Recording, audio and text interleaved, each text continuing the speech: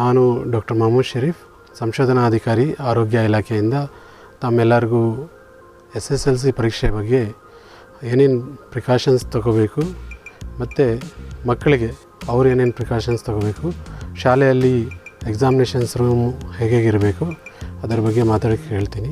ನಮ್ಮ ರಾಜ್ಯದಲ್ಲಿ ಮೊದಲನೇ ಕೊರೋನಾ ಕೇಸ್ ಎಲ್ಲಿಂದ ಬಂತು?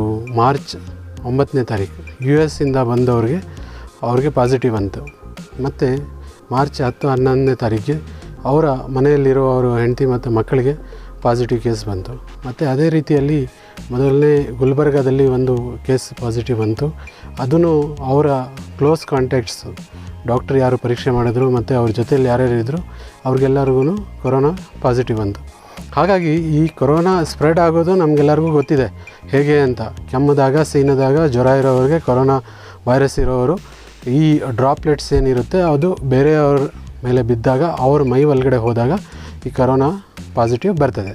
ಹಾಗಾಗಿ ತಾವುಗಳು ಈ ಪರೀಕ್ಷೆ ಮಾಡುವಾಗ ಏನೇನು ಪ್ರಿಕಾಷನ್ಸ್ ತೊಗೋಬೇಕು, ಈ ಸಿಮ್ಟಮ್ಸ್ ಇರೋರಿಗೆ ಎಕ್ಸಾಮಿನೇಷನ್ಸ್ ಹೇಗೆ ಬರೆಸ್ಬೇಕು, ಇಲ್ಲ ಪಾಸಿಟಿವ್ ಕೇಸ್ ಇರೋರಿಗೆ ಯಾವಾಗ ಬರೆಸ್ಬಾರ್ದ ಎಕ್ಸಾಮ್ಸು, ಮತ್ತು ನಿಮ್ಮಲ್ಲಿ ಕೆಲಸ ಮಾಡ್ತಾ ಇರೋರು ನೀವುಗಳು ಏನಾದರೂ ಸಿಮ್ಟಮ್ಸ್ ಇದ್ದಾಗ ಇಲ್ಲ ಅಂದರೆ ಪಾಸಿಟಿವ್ ಕೇಸ್ ಇದ್ದಾಗ ಏನೇನು ಪ್ರಿಕಾಷನ್ಸ್ ತಗೋಬೇಕು ಅದೆಲ್ಲ ನಾನು ಡೀಟೇಲಾಗಿ 1 by 1 ಹೋಗೋಣ. ಮೊದಲನೇದಾಗಿ ಈ 5 ಮುಖ್ಯ ಸಂದೇಶಗಳು ಎಲ್ಲರಿಗೂ ಗೊತ್ತಿದೆ. ನಾನು ಇನ್ನೊಂದ್ಸಲಿ ನಿಮಗೆಲ್ಲರಿಗೂ ಹೇಳ್ತಾ ಇದ್ದೀನಿ, ಎಲ್ಲೆಲ್ಲಿ ಜನ ಜಾಸ್ತಿ ಸೇರ್ತಾರೆ ಅಲ್ಲೆಲ್ಲನೂ ನಾವು ಹೋಗಬಾರ್ದು. ಇದು ಎಲ್ಲರಿಗೂ ಆಗಲೇ ಗೊತ್ತಿದೆ, ಯಾಕಂದರೆ ಒಬ್ಬರಿಂದ ಒಬ್ಬರಿಗೆ ಇದು ಹರಡ್ತಾ ಇರೋ ಕಾಯಿಲೆ. ಮತ್ತು ಶೀತ, ಕೆಮ್ಮು, ಕೋಲ್ಡು, ಕಾಫು, ಫೀವರು, ಬ್ರೀತಿಂಗ್ ಡಿಫಿಕಲ್ಟಿ ಇಂಥ ಏನಾದರೂ ಇದ್ದರೆ ಅವರಿಂದ ದೂರ ಇರಬೇಕು. ಅಟ್ಲೀಸ್ಟ್ 1 ಮೀಟ್ರ್ ದೂರ ಇರಬೇಕು ಅಂತ ನಾವು ಇವಾಗ ಹೇಳ್ತಾ ಇದ್ದೀವಿ. ಆದಷ್ಟು ದೂರ ಇದ್ದರೆ ಅವರಿಂದ ಒಳ್ಳೆಯದು. ನಿಮಗೇನಾದರೂ ಕೆಮ್ಮು, ನೆಗಡಿ ಇದ್ದಾಗ ನೀವು ಮನೆಯಲ್ಲೇ ಇರಬೇಕು, ಎಲ್ಲೂ ಹೋಗಬಾರ್ದು ಆಚೆ ಕಡೆ. ಮತ್ತು ಡಾಕ್ಟ್ರ್ ಹತ್ರ ತೋರಿಸ್ಕೋಬೇಕು.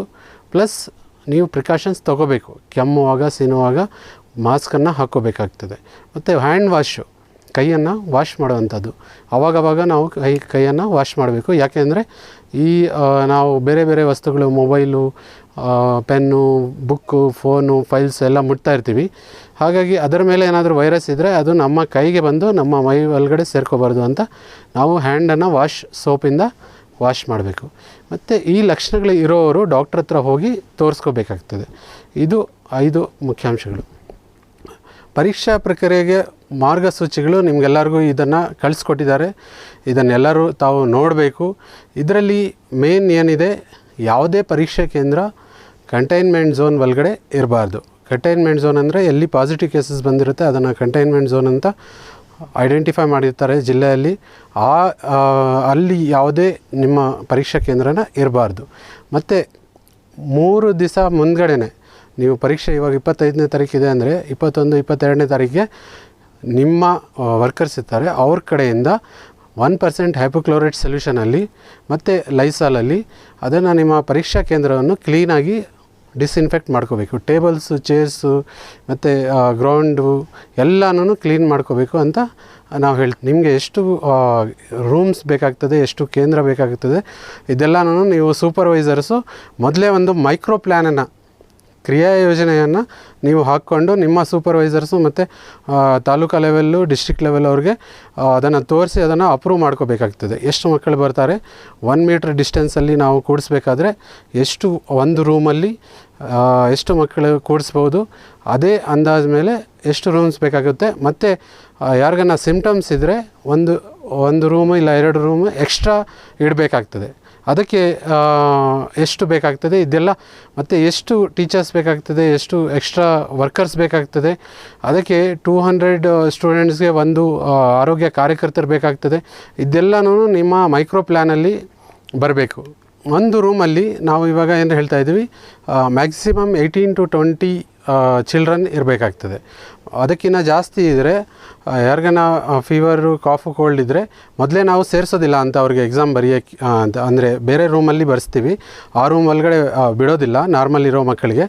ಆದರೆ ಒಬ್ಬರಿಂದ ಒಬ್ಬರಿಗೆ ಅದನ್ನು ಸ್ಪ್ರೆಡ್ ಆಗದಿರೋ ನೋಡ್ಕೊಳ್ಳೋದಕ್ಕೆ ಮ್ಯಾಕ್ಸಿಮಮ್ 20 ಸ್ಟೂಡೆಂಟ್ಸ್ ಪರ್ ರೂಮ್ ಅಂತ ನೋಡ್ತಾಯಿದ್ದೀವಿ.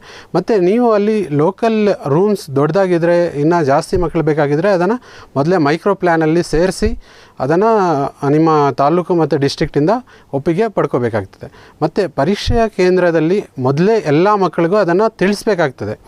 ಯಾವ ರೂಮಲ್ಲಿ ಯಾವ ಮಕ್ಕಳಿಗೆ ಯಾವ ನಂಬರ್ಗೆ ಹಾಕ್ತೀವಿ ಮೊದಲೇ ಗೊತ್ತಿರಬೇಕು. ಮಕ್ಕಳು ಬಂದು ಅಲ್ಲಿ ನಿಂತ್ಕೊಂಡು ಗುಂಪಲ್ಲಿ ಒಂದು ಕಡೆ ಏನೋ ನೀವು ನೋಟಿಸ್ ಹಾಕಿರ್ತೀರ ಯಾವ ರೂಮಲ್ಲಿ ಯಾವ ಮಕ್ಕಳಿಗೆ ಯಾವ ನಂಬರ್ ಅಂತ, ಬೆಳಗ್ಗೆನೇ ಬಂದುಬಿಟ್ಟು ಮಕ್ಕಳೆಲ್ಲ ಗುಂಪಲ್ಲಿ ಒಂದು ಕಡೆ ನಿಂತ್ಕೋಬಾರ್ದು. ಅದಕ್ಕೆ ಮೊದಲೇ ಮಕ್ಕಳಿಗೆ ತಿಳಿಸಿರ್ಬೇಕಾಗ್ತದೆ. ಇಲ್ಲ ಯಾರಾದರೂ ಒಬ್ಬರು ಅಲ್ಲಿ ನಿಂತ್ಕೊಂಡು ನಿಮ್ಮ ಅಂತ ಕೇಂದ್ರದಲ್ಲಿ ಮಕ್ಕಳಿಗೆ 1 by 1 ಇಂಥ ರೂಮ್ ಇಂಥ ಮಕ್ಕಳಿಗೆ ಅಂತ ಮೊದಲೇ ಅವ್ರಿಗೆ ಕಳಿಸ್ಬೇಕಾಗುತ್ತೆ ರೂಮ್ಸ್ಗೆ. ಇದನ್ನು ಮೈಕ್ರೋ ಪ್ಲ್ಯಾನಲ್ಲಿ ಬರಬೇಕಾಗುತ್ತೆ.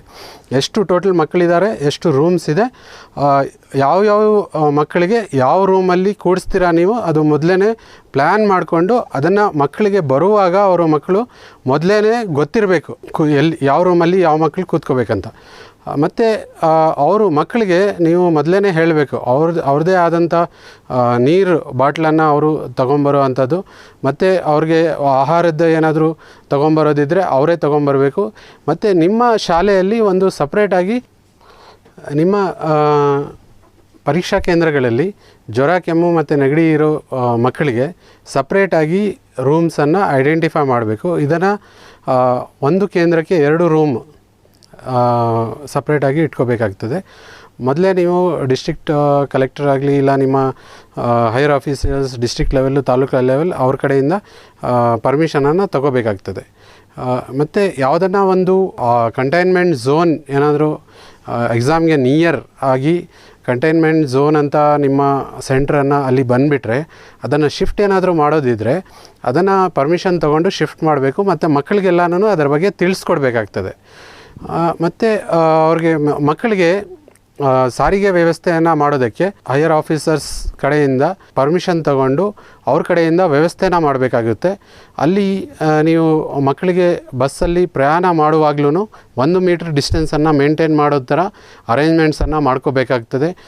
KSRTC ಆಗಲಿ ಬೇರೆ ಯಾವುದೇ ಪ್ರೈವೇಟ್ ಆಗಲಿ ಇಲ್ಲ ನಿಮ್ಮ ಶಾಲೆಗಳಲ್ಲಿ ಏನಾದರೂ ಬಸ್ಸಸ್ ಇದ್ದರೆ ಅಂಥ ಡ್ರೈವರ್ಸು ಮತ್ತು ಕಂಡಕ್ಟರ್ಸ್ಗೆ ಫಸ್ಟ್ ಎಕ್ಸಾಮಿನೇಷನ್ ಆಗಿರಬೇಕು. ಅವ್ರಿಗೇನು ನೆಗಡಿ ಕೆಮ್ಮು ಇರಬಾರ್ದು ಮತ್ತು ಕೊರೋನಾ ಪಾಸಿಟಿವ್ ಆ ಥರದ್ದು ಇರಬಾರ್ದು. ಪ್ಲಸ್ ಮಕ್ಕಳು ಬರೋಕ್ಕೆ ಮುಂಚೆ ಬಸ್ಸುಗಳನ್ನು ಅವರು ಸ್ಯಾನಿಟೈಸ್ ಮಾಡಿರಬೇಕು. 1% ಹೈಪೋಕ್ಲೋರೈಡ್ ಸೊಲ್ಯೂಷನಿಂದ ಸ್ಯಾನಿಟೈಸ್ ಮಾಡಬೇಕು. ಮತ್ತು ಮಕ್ಕಳಿಗೆ ಕರ್ಕೊಂಬರುವಾಗ 1 ಮೀಟ್ರ್ ಡಿಸ್ಟೆನ್ಸನ್ನು ಒಂದೇ ಸೀಟಲ್ಲಿ 2-3 ಮಕ್ಕಳು ಕೂತ್ಕೊಳ್ಳೋ ಹಾಗಿಲ್ಲ. 1 ಮೀಟ್ರ್ ಡಿಸ್ಟೆನ್ಸ್ ಮೇಂಟೈನ್ ಮಾಡಿ ಮಕ್ಕಳು ಬಸ್ಸಲ್ಲಿ ಬರಬೇಕಾಗುತ್ತದೆ. ಅದನ್ನು ವ್ಯವಸ್ಥೆನ ಮಾಡಬೇಕಾಗುತ್ತೆ. ಮತ್ತು ಕೆಲವೊಂದು ಪಕ್ಷದಲ್ಲಿ ಬಸ್ಸಸ್ ಹೋಗೋದಿಲ್ಲ ಅಂಥ ವಿಲೇಜಸ್ಗೆ. ಆ ವಿಲೇಜಸ್ಗೆ ಜೀಪು ಇಲ್ಲ ಬೇರೆ 4 ವೀಲರ್ಸನ್ನು ವ್ಯವಸ್ಥೆಯನ್ನು ಮಾಡಿ ಅವ್ರಿಗೆ ಮಕ್ಕಳಿಗೆ ಬರೋ ಥರ ನೋಡ್ಕೋಬೇಕಾಗ್ತದೆ. ಯಾಕಂದರೆ ಅವರು ಎಕ್ಸಾಮ್ ಮಿಸ್ ಆಗಬಾರ್ದು. ಈ 6 ದಿವಸನೂ ಕಂಟಿನ್ಯೂಸ್ ಆಗಿ ಎಲ್ಲ ಪರೀಕ್ಷೆಗೂ ಮಕ್ಕಳು ಅವ್ರ ಊರಿಂದ ಪರೀಕ್ಷಾ ಕೇಂದ್ರವರೆಗೂ ಬರೋದಕ್ಕೆ ಸಾರಿಗೆ ವ್ಯವಸ್ಥೆ ಬಸ್ಸಸ್ ಆಗಲಿ ಇಲ್ಲ 4 ವೀಲರ್ಸ್ ಆಗಲಿ ನಿಮ್ಮ ಜವಾಬ್ದಾರಿಯಾಗಿರ್ತದೆ. ನೀವು ಅದನ್ನು ಮ್ಯಾನೇಜ್ ಮಾಡಬೇಕಾಗುತ್ತೆ. ಅದಕ್ಕೆ ಡಿಸ್ಇನ್ಫೆಕ್ಷನ್ ಮಾಡೋ ಅಂಥದ್ದು ಮತ್ತು 1 ಮೀಟ್ರ್ ಡಿಸ್ಟೆನ್ಸ್ ಮೇಂಟೈನ್ ಮಾಡೋಕ್ಕೆ ಎಷ್ಟು ಬಸ್ಸಸ್ಸು ಎಷ್ಟು 4 ವೀಲರ್ಸ್ ಬೇಕಾಗ್ತದೆ ಅದನ್ನೆಲ್ಲನೂ ನಿಮ್ಮ ಮೈಕ್ರೋ ಪ್ಲ್ಯಾನ್ ಮೊದಲು ಏನು ನಾವು ಹೇಳಿದ್ದೀವಿ ಮೈಕ್ರೋ ಪ್ಲ್ಯಾನ್ ಅದರಲ್ಲಿ ಇರಬೇಕಾಗ್ತದೆ. ಎಲ್ಲ ಮಕ್ಕಳಿಗೆ ಅವ್ರಿಗೆ ಬರೋಕ್ಕೆ ಎಕ್ಸಾಮಿನೇಷನ್ ಹಾಲ್ಗೆ ಎಂಟ್ರ್ ಆಗೋಕ್ಕೆ ಮುಂಚೆ ಕೌಂಟರ್ಸನ್ನು ನಮ್ಮ ಮೆಡಿಕಲ್ ಆಫೀಸರ್ಸ್ ಅವರು ಕೌಂಟರ್ಸನ್ನು ಇಟ್ಟಿರ್ತಾರೆ. ನಮ್ಮ ಹೆಲ್ಪ್ ಡೆಸ್ಕ್ ಅಂತ ಅವ್ರಿಗೆ ಥರ್ಮಲ್ ಸ್ಕ್ಯಾನಿಂಗ್ ಮಾಡುವಂಥದ್ದು ಮತ್ತು ಅವ್ರಿಗೆ ಟೆಂಪ್ರೇಚರ್ ಏನಾದರೂ ಇದ್ದರೆ ಇಲ್ಲ ಲಕ್ಷಣಗಳು ನೆಗಡಿ ಕೆಮ್ಮು ಜ್ವರ ಏನಾದರೂ ಇದ್ದರೆ ಅಂಥ ಮಕ್ಕಳಿಗೆ ನೋಡಿ ಅವ್ರಿಗೆ ಸೂಕ್ತವಾಗಿ ಬೇರೆ ಸಪ್ರೇಟ್ ರೂಮಲ್ಲಿ ಕಳಿಸೋವಂಥದ್ದು ಟ್ರೀಟ್ಮೆಂಟ್ ಕೊಡುವಂಥದ್ದು. ಎಲ್ಲ ಮಕ್ಕಳಿಗೆ ಬೆಳಗ್ಗೆ 8:30 ತಪಾಸಣೆಯನ್ನು ಸ್ಟಾರ್ಟ್ ಆಗಬೇಕಾಗುತ್ತೆ. ಅವ್ರಿಗೆ ತಪಾಸಣೆ ಮಾಡಿ ಒಳಗಡೆ ಕರೆಸ್ಕೋಬೇಕಾಗುತ್ತೆ. ಮತ್ತು ಹ್ಯಾಂಡ್ ಸ್ಯಾನಿಟೈಸರ್ಸ್ ಎಲ್ಲ ಕಡೆಯೂ ಹ್ಯಾಂಡ್ ಸ್ಯಾನಿಟೈಸರ್ಸು ಎಲ್ಲ ರೂಮ್ಸಲ್ಲೂ ಬೇಕಾಗ್ತದೆ. ಯಾಕಂದರೆ ಅಲ್ಲಿರೋ ಎಕ್ಸಾಮ್ ಇನ್ವಿಜಿಲೇಟರ್ಸ್ ಆಗಲಿ ಇಲ್ಲ ಟೀಚರ್ಸು ಇಲ್ಲ ಅವ್ರ ಸ್ಟಾಫು ಮತ್ತು ಮಕ್ಕಳು ಎಲ್ಲರೂ ಆವಾಗವಾಗ ಹ್ಯಾಂಡ್ ಸ್ಯಾನಿಟೈಸರನ್ನು ಮಾಡ್ಕೋಬೇಕಾಗ್ತದೆ. ಅದಕ್ಕೆ 70% ಆಲ್ಕೋಹಾಲ್ ಬೇಸ್ಡ್ ಹ್ಯಾಂಡ್ ಸ್ಯಾನಿಟೈಸರ್ಸನ್ನು ಎಲ್ಲ ರೂಮ್ಸ್ಗೂ ವ್ಯವಸ್ಥೆ ಮಾಡಲಾಗ್ತದೆ. ಓಕೆ, ನೆಕ್ಸ್ಟು ಕೆಮ್ಮು ಮತ್ತು ಜ್ವರ ನೆಗಡಿ ಇಂಥದನ್ನು ಇರೋವ್ರಿಗೆ ಅವ್ರಿಗೂ ಎಕ್ಸಾಮ್ ಅನುಮತಿಯನ್ನು ಕೊಟ್ಟಿದ್ದೀವಿ ಸರ್ಕಾರದಿಂದ. ಹಾಗಾಗಿ ಅವ್ರಿಗೆ ಸಪ್ರೇಟ್ ರೂಮನ್ನು ಅರೇಂಜ್ಮೆಂಟ್ ಮಾಡ್ಕೋಬೇಕಾಗುತ್ತೆ. ಮೊದಲೇ ಹೇಳಿದ್ದೀನಿ ನಾನು, ಎಲ್ಲ ಕೇಂದ್ರಗಳಲ್ಲೂ 1-2 ಸಪ್ರೇಟ್ ರೂಮನ್ನು ಮೊದಲೇ ನಿಮ್ಮ ಮೈಕ್ರೋ ಪ್ಲ್ಯಾನಲ್ಲಿ ಇಟ್ಕೋಬೇಕಾಗುತ್ತೆ. ಯಾವುದೇ ಕಾರಣಕ್ಕೂ ಈ ಮಕ್ಕಳಿಗೆ ಜ್ವರ ಇದೆ ಇಲ್ಲ ನೆಗಡಿ ಕೆಮ್ಮಿದೆ ಅವ್ರಿಗೆ ಎಕ್ಸಾಮ್ ಬರ್ಸೋಕ್ಕೆ ಆಗೋದಿಲ್ಲ ಅಂತ ಹೇಳಬಾರ್ದು. ಓಕೆ, ಮತ್ತು ಇದರಲ್ಲಿ ಈ ಒಂದು ಸ್ಲೈಡಲ್ಲಿ ನೀವು ನೋಡ್ಬೋದು, ನಾರ್ಮಲ್ 3 ಫೀಟ್ ಡಿಸ್ಟೆನ್ಸು.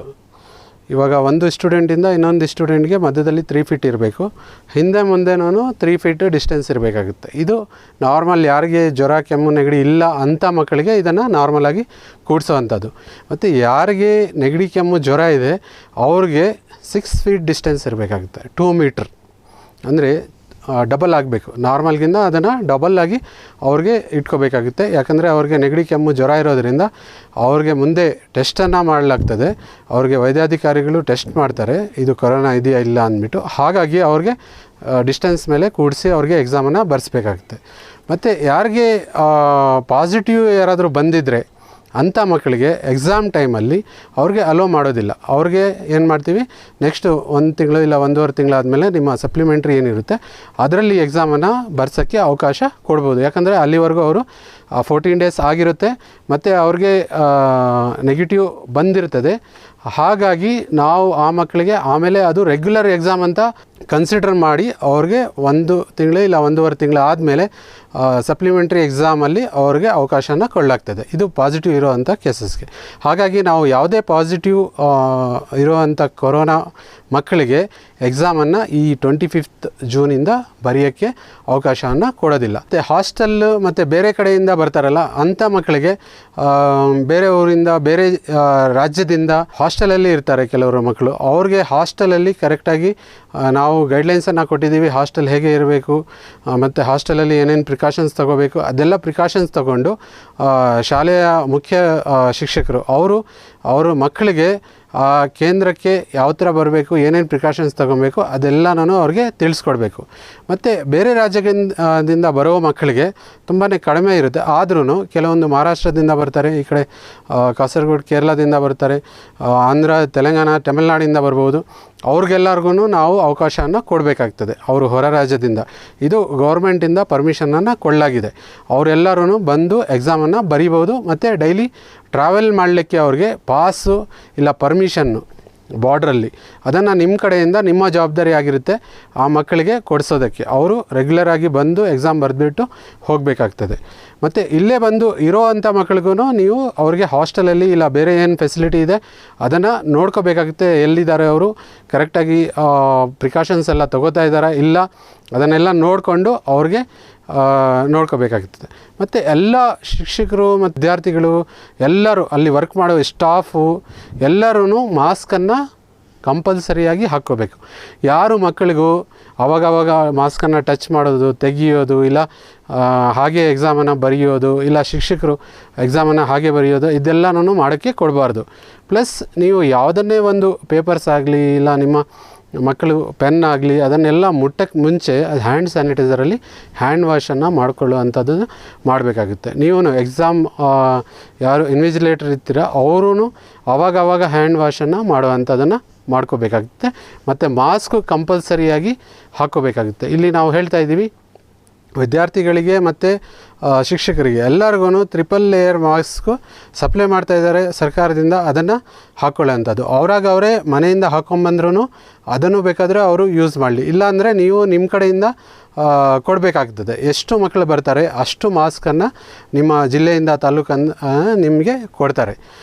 ಎಲ್ಲ ವಿಶೇಷ ಕೊಟ್ಟರು ಆ ದಿನ ಪರೀಕ್ಷೆ ಮುಗಿದ ನಂತರ ಏನು ಅವತ್ತು ಎಕ್ಸಾಮ್ ಆದಮೇಲೆ ಎಲ್ಲ ಸ್ಪೆಷಲ್ ರೂಮ್ಸ್ ಅಂತ ಏನು ಮಾಡಿರ್ತಾರೆ, ಅಲ್ಲೇನಾದರೂ ನೆಗಡಿ ಕೆಮ್ಮು ಇರೋ ಅಂಥ ಮಕ್ಕಳು ಎಕ್ಸಾಮ್ ಬರೆದ್ರೆ ಅದನ್ನು ಡೈಲಿ ಅದನ್ನು ಡಿಸ್ಇನ್ಫೆಕ್ಷನನ್ನು ಮಾಡಬೇಕಾಗ್ತದೆ. ಮತ್ತು ಬೇರೆ ರೂಮ್ಸೂ 1% ಹೈಪೋಕ್ಲೋರೈಡ್ ಸೊಲ್ಯೂಷನಿಂದ ಅದನ್ನು ಟೇಬಲ್ಸನ್ನು ಚೆನ್ನಾಗಿ ಬಟ್ಟೆ ತಗೊಂಡು 1% ಹೈಪೋಕ್ಲೋರೈಡ್ ಸೊಲ್ಯೂಷನ್ ಇವಾಗ ರೆಡಿಮೇಡ್ ಸಿಗ್ತಾಯಿದೆ. ನಾನು ಹೇಳ್ತೀನಿ ಅದನ್ನು ಹೇಗೆ ಮಾಡ್ಕೋಬೇಕು ಅದರ ಬಗ್ಗೆನೂ ಹೇಳ್ತೀನಿ. ಅದನ್ನು ನೀವು ಟೇಬಲನ್ನು ಮತ್ತು ಸ್ಟೂಲು ಏನು ಕೂತಿರ್ತಾರೆ ಅವರು ಅದೆಲ್ಲನೂ ಒಂದ್ಸಲಿ ಬಿಟ್ಟರೆ ಅದರ ಮೇಲೆ ಏನಾದರೂ ವೈರಸ್ ಇದ್ದರೆ ಅದು ಹೊರಟೋಗುತ್ತೆ. ನೀವು ನೋಡ್ಬೋದು ಗೌರ್ಮೆಂಟ್ ಆಫ್ ಇಂಡಿಯಾದಿಂದ ಇಶ್ಯೂ ಆಗಿರೋಂಥ ಗೈಡ್ಲೈನ್ಸು ಸೋಡಿಯಂ ಹೈಪೋಕ್ಲೋರೈಡ್ 1% ಸೊಲ್ಯೂಷನನ್ನು ಮಾಡ್ಕೋಬೇಕು. ಬೇರೆ ಬೇರೆ ಕಾನ್ಸಂಟ್ರೇಷನಲ್ಲಿ ನಾವು ಯೂಸ್ ಮಾಡ್ಬೋದು. ರೆಡಿಮೇಡ್ 1% ಹೈಪೋಕ್ಲೋರೈಡ್ ಸೊಲ್ಯೂಷನ್ ಮಾರ್ಕೆಟಲ್ಲಿ ಸಿಗ್ತಾ ಇದೆ. ಅದನ್ನು ತಗೊಂಡು ನೀವು ಯೂಸ್ ಮಾಡ್ಬೋದು. ಲೈಸಾಲ್ ಸಿಗುತ್ತೆ, ಇಲ್ಲ ಕಾಮನ್ಲಿ ಯೂಸ್ಡ್ ಡಿಟರ್ಜೆಂಟ್. ಇದು ಲೈಸಾಲ್ ಯಾಕೆ ಅಂದರೆ ಫ್ಲೋರ್ಸನ್ನು ಒರೆಸೋದಕ್ಕೆ, ಟೇಬಲ್ಲು, ಚೇರು ಮತ್ತು ಬೇರೆ ವಸ್ತುಗಳು, ಪೆನ್ ಆಗಲಿ ಕ್ಲೀನ್ ಮಾಡೋದಕ್ಕೆ 1% ಹೈಪೋಕ್ಲೋರೈಡ್ ಸೊಲ್ಯೂಷನನ್ನು ನಾವು ಯೂಸ್ ಮಾಡ್ತೀವಿ. ಹ್ಯಾಂಡ್ ವಾಶ್ ಮಾಡೋ ಅಂಥದ್ದು, ಹ್ಯಾಂಡ್ ವಾಶ್ ನೋಡಿ ಇದರಲ್ಲಿ ತೋರಿಸ್ತಾ ಇದ್ದೀವಿ. ಸ್ಯಾನಿಟೈಸರ್ ಹಾಕ್ಕೊಂಡು, ಇಲ್ಲಾಂದರೆ ನಿಮಗೆ ಅವೈಲೇಬಲ್ ಲಿಕ್ವಿಡ್ ಸೋಪ್ ಇದ್ದರೆ ಸೋಪನ್ನು ಹಾಕ್ಕೊಂಡು ನೀರು ಅಲ್ಲಿ ಮಿನಿಮಮ್ ಒಂದು 30 to 40 ಸೆಕೆಂಡ್ಸು ಚೆನ್ನಾಗಿ ವಾಶ್ ಮಾಡಬೇಕು. ಇದು ಜನರಲಾಗಿ ನಾವು ಎಲ್ಲರಿಗೂ ಹೇಳ್ತಾ ಇದ್ದೀವಿ. ಸುಮ್ಮನೆ ನಾವು ಒಂದು 2-3 ಸೆಕೆಂಡನ್ನು ನೀರಲ್ಲಿ ಹ್ಯಾಂಡ್ ವಾಶ್ ಮಾಡೋದು ಸಾಕಾಗೋದಿಲ್ಲ. ಇದರಲ್ಲಿ ತೋರಿಸೋ ಹಾಗೆ ಫಸ್ಟ್ ಆಫ್ ಆಲ್ ನಾವು ಪೂರ್ತಿ ಈ ಥರ ಮಾಡ್ಕೋಬೇಕು. ಮತ್ತು back of the hand, in between fingers ಮಧ್ಯದಲ್ಲಿ, ಮತ್ತು ಈ ಥಂಬು, ಫಿಂಗರ್ಸು, ಇದೆಲ್ಲನೂ ಕ್ಲೀನಾಗಿ ನಾವು ಒಂದು 30-40 ಸೆಕೆಂಡ್ಸು ಲಿಕ್ವಿಡ್ ಸೋಪು ಇಲ್ಲಾಂದರೆ ನಮ್ಮ ನಾರ್ಮಲ್ ಸೋಪ್ ಏನಿದೆ ಅದನ್ನು ಹಾಕಿ ವಾಶ್ ಮಾಡಿದಾಗ ಈ ವೈರಸ್ ಏನಾದರೂ ನಮ್ಮ ಕೈಗೆ ಇದ್ದರೆ, ಟಚ್ ಆದರೆ ಅದು ವಾಶ್ ಆಗಿಬಿಡುತ್ತೆ, ನೀರಲ್ಲಿ ವಾಶ್ ಆಗಿಬಿಡುತ್ತೆ. ಇದು ರಿಪೀಟೆಡ್ ಆಗಿ ಮಾಡ್ಕೋಬೇಕಾಗ್ತದೆ. ಟಾಯ್ಲೆಟ್ಸು ಮತ್ತು ವಾಶ್ರೂಮ್ಸು ಏನಿರುತ್ತೆ ಅಲ್ಲಿ ಲಿಕ್ವಿಡ್ ಸೋಪು ಅವೈಲೇಬಿಲಿಟಿ ಮಾಡೋದು, ನೀರು ವಾಟರ್ ಫೆಸಿಲಿಟಿ ಮಾಡೋದು ಎಲ್ಲ ಕೇಂದ್ರಗಳಲ್ಲಿ ಮಾಡಬೇಕಾಗ್ತದೆ. ಯಾಕಂದರೆ ಮಕ್ಕಳು ಅವರು ಯೂಸ್ ಮಾಡಿದಾಗ ಹ್ಯಾಂಡ್ ವಾಶನ್ನು ಮಾಡುವಂಥದ್ದು ಕಂಪಲ್ಸರಿ ಆಗಬೇಕು.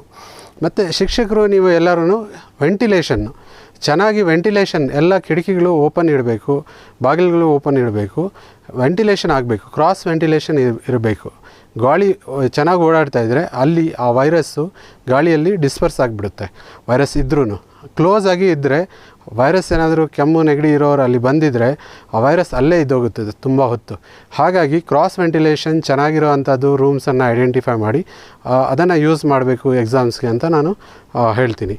ಅವ್ರಿಗೆಲ್ಲರಿಗೂ ಯಾರ್ಯಾರು ಎಕ್ಸಾಮಿನೇಷನಲ್ಲಿ ಇರ್ತಾರೆ ಅವ್ರಿಗೆಲ್ಲ ಟ್ರೈನಿಂಗ್ ಕೊಟ್ಟರೆ ಇದು ಒಂದು ಎಕ್ಸಾಮಿನೇಷನ್ನು ಸಕ್ಸಸ್ಫುಲ್ಲಾಗಿ ಕಂಡಕ್ಟ್ ಮಾಡ್ಬೋದು. ಧನ್ಯವಾದಗಳು.